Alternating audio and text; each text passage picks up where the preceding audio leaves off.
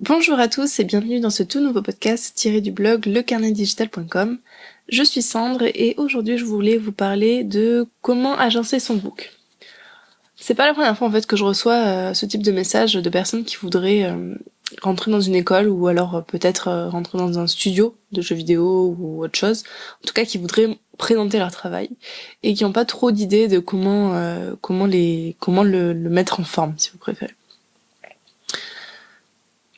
Certaines personnes m'ont envoyé directement leur book pour que je les critique, alors du coup je vais plutôt faire une espèce de podcast général sur quoi montrer, quoi ne pas montrer, comment le faire. Plutôt donner des conseils plutôt que d'essayer de faire un suivi personnalisé parce qu'évidemment je connais pas toutes les écoles où vous voulez présenter vos travaux et que l'idéal voilà c'est de directement prendre un coaching avec moi. Vous avez toutes les informations sur le site. Je vous mets dans tous les cas le lien dans la description ou l'endroit où vous écoutez votre podcast. Si jamais vous avez besoin d'un suivi un peu plus précis et en détail, n'hésitez pas. La première des choses à faire, c'est de suivre les directives qu'on vous a données, logiquement. Si vous voulez rentrer dans une école, logiquement, vous avez souvent des petites directives du style, je sais pas moi, ils ont besoin de 5 croquis d'après nature, 5 personnages, 5 dessins d'après imagination. Essayez au maximum de coller à leur volonté, parce que si déjà vous commencez à pas répondre à leurs attentes, bon évidemment ça montre pas vraiment votre sérieux, donc c'est un peu dommage. Et c'est pareil si finalement vous vous retrouvez à postuler pour un studio, si vous postulez dans un studio de jeux vidéo qui est spécialisé dans les trucs un peu cartoon, tant qu'à faire, présenter un book un peu cartoon. Allez pas leur présenter un book réaliste. Quoique, après, si jamais ils ont un projet dans ce style-là, ça peut toujours être intéressant pour eux. Mais si vous pouvez coller directement à leur ligne éditoriale, on va dire, même pour de l'illustration, essayez au maximum de le faire et donc choisissez vos illustrations et vos dessins en conséquence.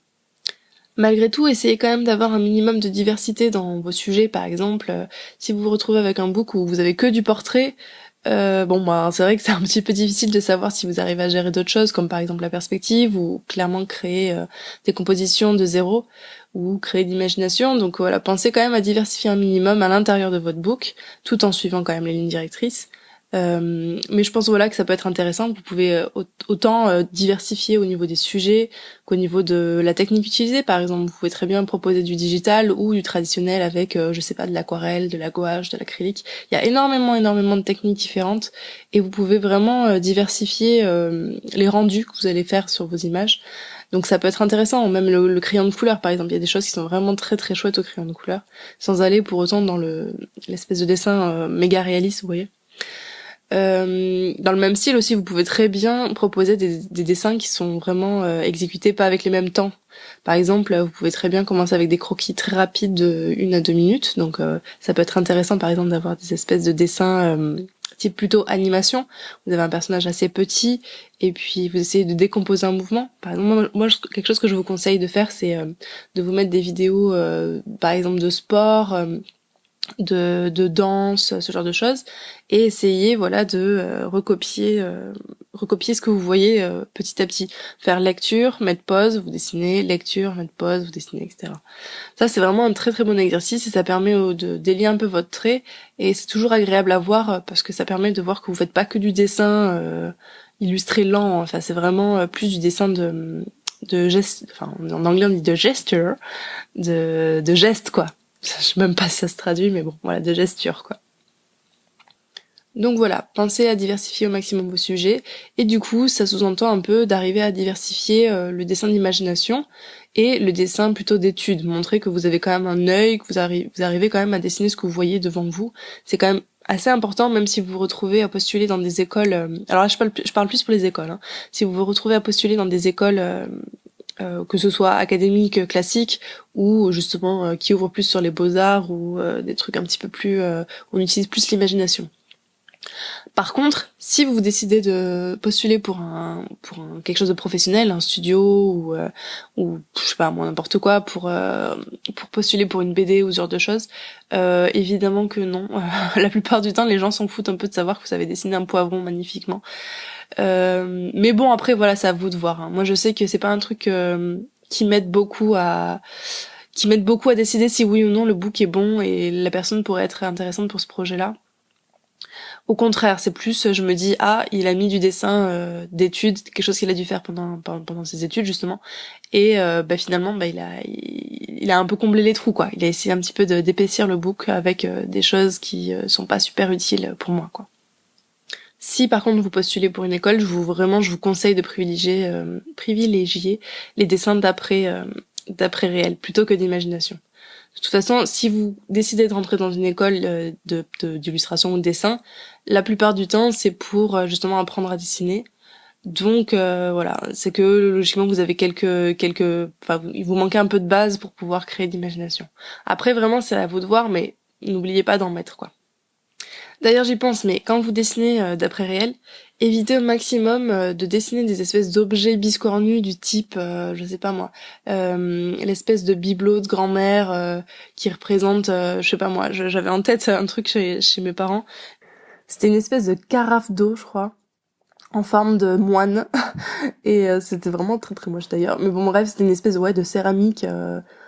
Très très moche, quoi. Bref, et donc ce genre de choses, évitez de les dessiner parce que en fait ça revient à redessiner un dessin, ou enfin redessiner quelque chose qui a été manufacturé par l'homme, et finalement ça montre pas que vous savez dessiner. Enfin voilà, c'est autant éviter, quoi. Autant éviter vraiment ce genre de trucs. Donc évitez les bibelots, les figurines, les vases un peu tout biscornus, quoi. Voilà, c'est un peu compliqué d'imaginer vos talents de dessinateur derrière ce genre d'objet, quoi. D'ailleurs, à ce propos, si vous décidez de dessiner des choses d'après réel, ne signez pas vos dessins, hein, parce que, en tout cas, voilà, c'est ce que moi on m'a toujours dit quand j'étais à l'école. Ça sert à rien de signer vos dessins parce que vous n'êtes pas encore des artistes, quoi. En tout cas, si vous voulez signer vos dessins, c'est plutôt les signer au dos, juste au cas où si vos dessins se perdent, vous pouvez toujours marquer votre numéro de téléphone, quelque chose comme ça, au cas où. Mais ne les signez pas, vous savez, en bas à droite comme un vrai artiste, parce que clairement, moi de mon point de vue, c'est un peu un but, c'est être un peu un but de soi-même, et voilà, vous êtes encore dans une phase d'apprentissage, donc vous n'êtes pas encore vraiment un artiste. Voilà, ça c'est vraiment un détail, c'est vraiment à vous de voir, mais moi c'est un truc qu'on m'a répété souvent et je suis assez d'accord avec ça, donc. Faites comme vous le sentez. Dans le même style, je vous conseille quand même de montrer vos originaux plutôt que de montrer une photocopie ou une impression de votre dessin. C'est toujours plus agréable de voir un original, donc profitez-en. Par contre, pensez bien à fixer vos couleurs. Vous avez des bombes de fixatif, du coup c'est juste une espèce de bombe de lac en fait. D'ailleurs on peut aussi utiliser de la laque. C'est comme des espèces de bombes de lac et vous les utilisez juste pour fixer vos couleurs et ça vous permet de pas, à chaque fois que vous mettez vos feuilles les unes sur les autres, quand elles frottent, ça permet de pas trop perdre de pigments. Donc pensez bien à les fixer, surtout pour tout ce qui est pastel gras, pastel sec, crayon. C'est déjà pas mal. Après tout ce qui est acrylique, à gouache, logiquement vous n'avez pas besoin. Mais voilà, pensez quand même à faire ça. D'ailleurs, pareil, j'y pense, si vous faites plutôt des techniques du style gouache et acrylique, toutes les techniques qui sont mouillées, même aquarelle d'ailleurs, toutes les techniques qui sont mouillées, pensez à ce qu'on appelle tendre votre feuille. Alors bon, c'est un peu complexe si vous savez pas faire de base, vous pouvez regarder peut-être sur Google tendre une feuille. Mais en fait ça revient à accrocher les bords de sa feuille. Sinon vous avez aussi des blocs qui sont déjà faits. Les blocs en fait sont fixés, toutes les feuilles sont fixées entre elles, c'est des feuilles qui sont assez épaisses. Souvent ils font ça pour l'aquarelle. Et ça vous permet d'avoir une feuille qui gondole pas trop. Bon, c'est pas très grave si vos feuilles gondolent parce qu'on considère que justement vous êtes là pour apprendre. Mais bon, si vous pouvez toujours montrer quelque chose d'un peu déjà sympa à regarder, autant en profiter. Après, vous focalisez pas là-dessus, c'est pas très très grave. Pensez quand même que que ce book-là, on va vraiment se concentrer sur le fond de votre book et pas spécialement la forme. Donc c'est pas grave si vous arrivez avec des feuilles volantes les unes après les autres ou juste vous les montrez petit à petit.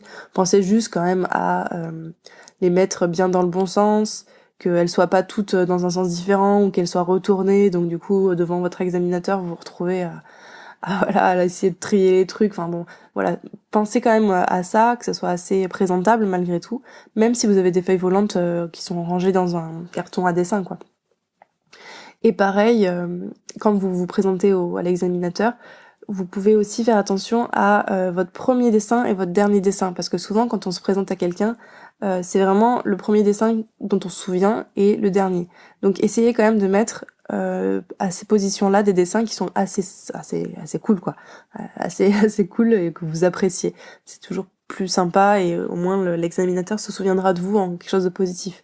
Si vous mettez un dessin un peu tout pété dans les dernières feuilles, ben voilà, il risque de se souvenir de ça et garder ça en tête quand il pensera à vous, donc c'est un peu dommage quand même. L'idée, c'est quand même vraiment de mettre en avant vos forces et rester assez discret sur vos faiblesses. Même si vous devez vous les mettre en avant quand même, parce que vous vous retrouvez, voilà, les directives de votre école vous demandent par exemple de faire du portrait et peut-être que vous, le portrait, c'est vraiment quelque chose que vous avez du mal à faire.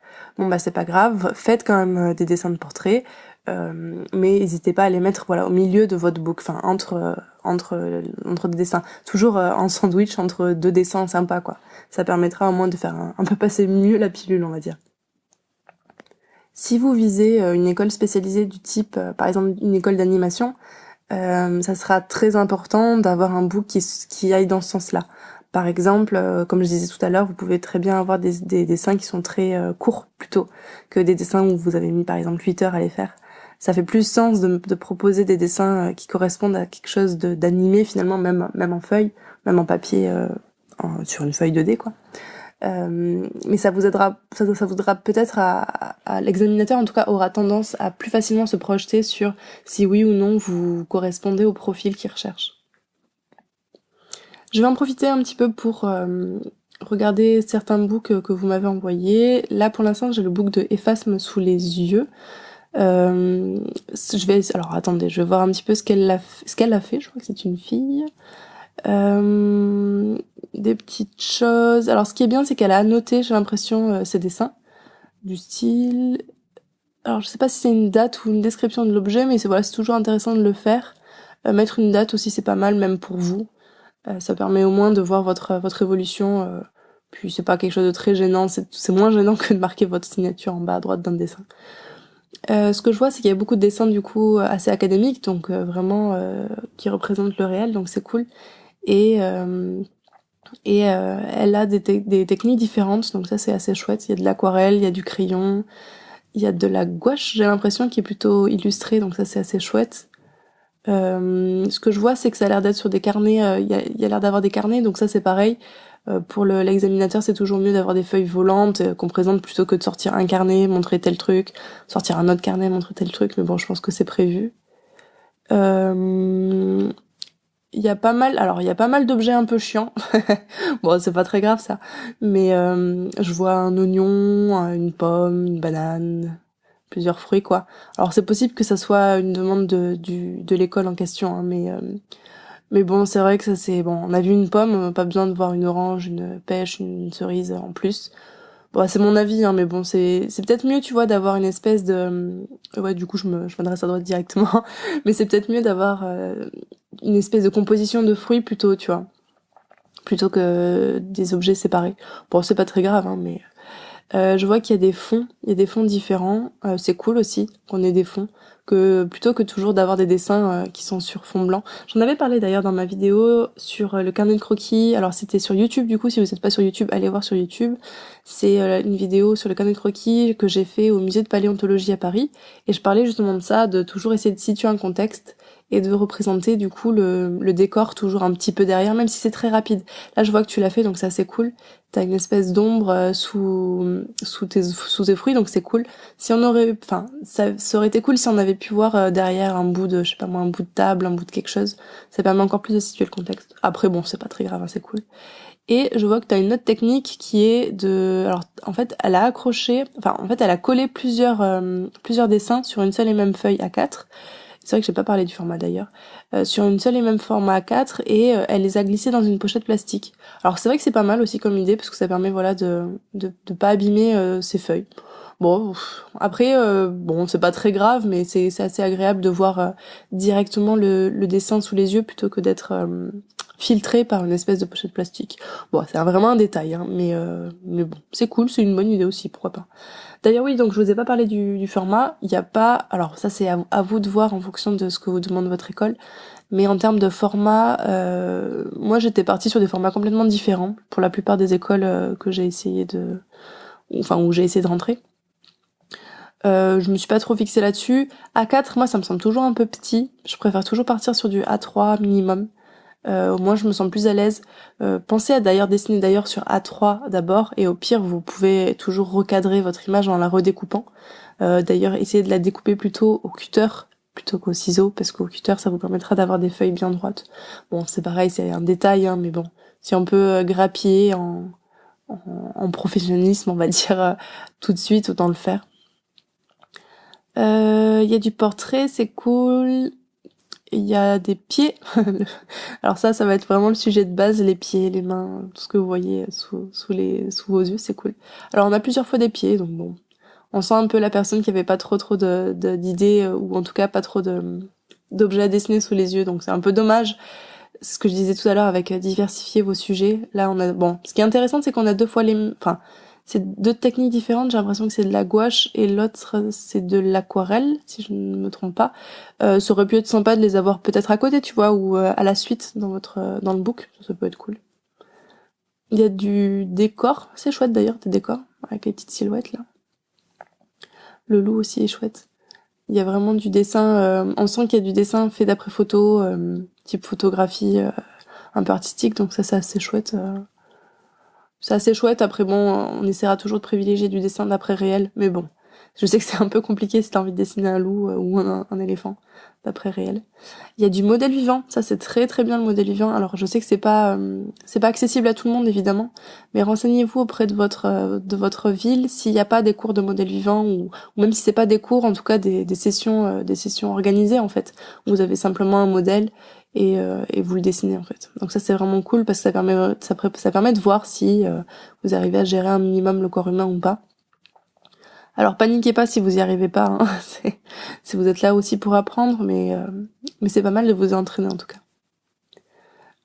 Au niveau du modèle vivant, il y a beaucoup de choses des poses très lentes, donc c'est cool. Ça veut dire que du coup les dessins sont assez détaillés. Par contre, si on peut rajouter du dessin un peu plus justement pris sur le vif, du croquis plutôt, quelque chose que vous pouvez faire, c'est vous poser à une terrasse par exemple, une terrasse, un café, et voilà, dessiner au maximum les gens, faire rapidement du croquis.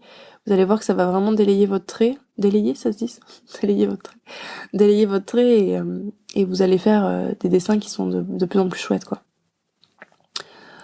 Voilà, je pense que c'est à peu près tout. J'ai fait le tour aussi du book des phasmes. Concernant votre entretien à part entière, la chose qu'il faut vraiment mettre en avant, c'est vraiment votre motivation, votre volonté d'apprendre. Je me souviens toujours de mon entretien quand j'ai voulu rentrer au lycée Sainte-Geneviève. D'ailleurs, il y a une autre vidéo où je parle plus ou moins de ce lycée-là. Je me souviens que je savais vraiment pas dessiner, hein. Clairement, le seul book que j'ai montré, c'était vraiment du dessin d'après imagination, très manga à l'époque. C'était vraiment pas top. Et je suis quand même rentrée, je pense, grâce à ma motivation. Et j'ai eu des questions du type est-ce que tu vas dans des musées, est-ce que tu vas au cinéma, ce genre de choses, quoi. En clair, est-ce que tu consommes de la culture visuelle, on va dire.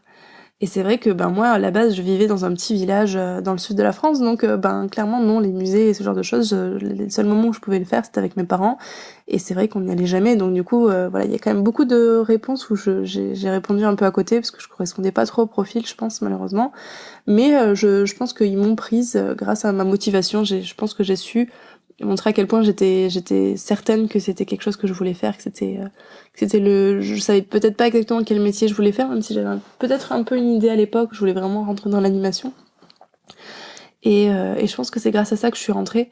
Donc vraiment pensez à montrer la motivation que vous avez derrière, même si votre book peut-être représente pas encore assez vos aspirations. Vous êtes quand même malgré tout là pour apprendre, en tout cas si c'est pour un book pour les écoles. Et je pense qu'en fait je vais vraiment axer ce podcast plutôt sur le book d'école, et puis au pire je ferai un autre book plutôt pour le professionnel.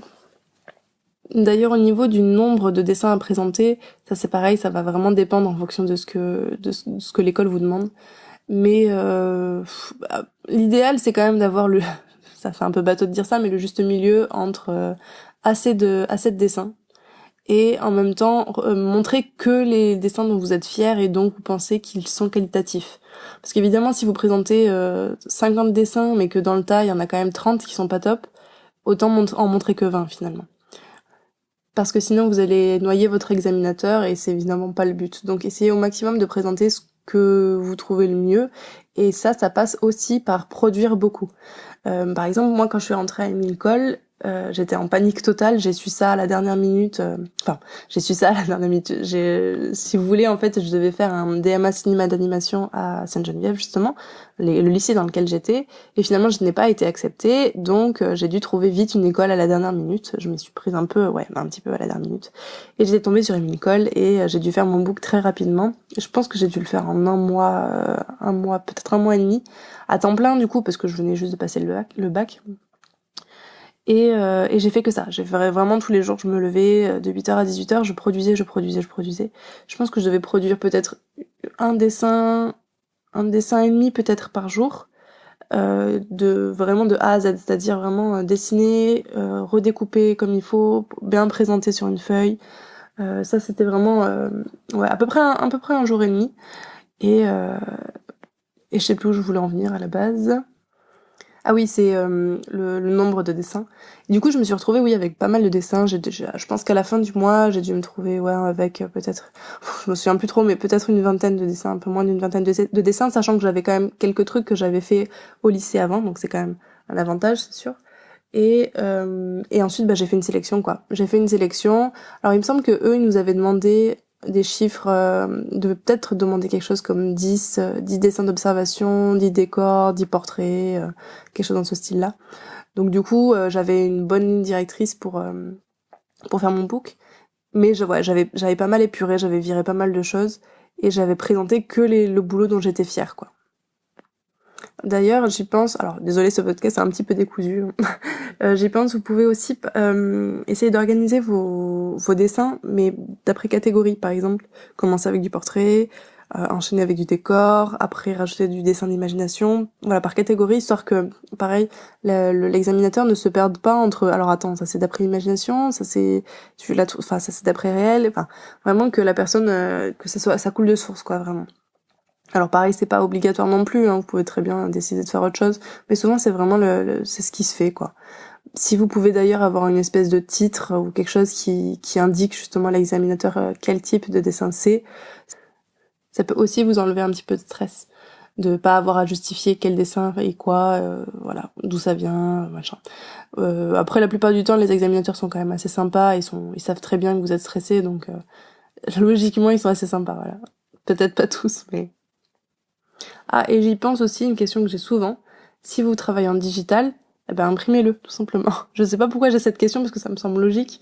Mais oui, du coup, ne ramenez pas clé USB ou je sais pas, CD ou ce genre de choses.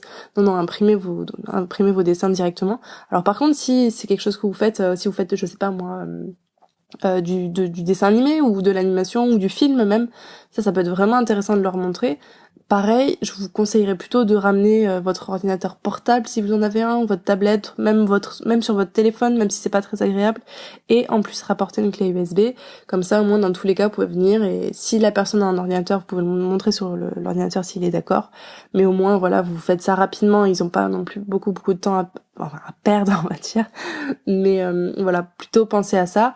Et si vous décidez aussi de faire autre chose du type sculpture, installation ou je sais pas, performance artistique, vous pouvez pareil prendre des vidéos ou prendre des photos et puis pareil les imprimer et montrer ça dans votre book. Voilà, je sais pas si j'ai pensé à tout, parce qu'il y a quand même beaucoup de choses à penser. Dans tous les cas, n'hésitez pas à me laisser un commentaire là où vous m'écoutez, ça, si vous avez des questions. Désolée pour ce petit podcast, j'ai un petit peu ma voix du matin parce que j'ai enregistré un petit peu tôt par rapport à d'habitude. J'espère que ce sera quand même audible et que je me suis pas trop embrouillée.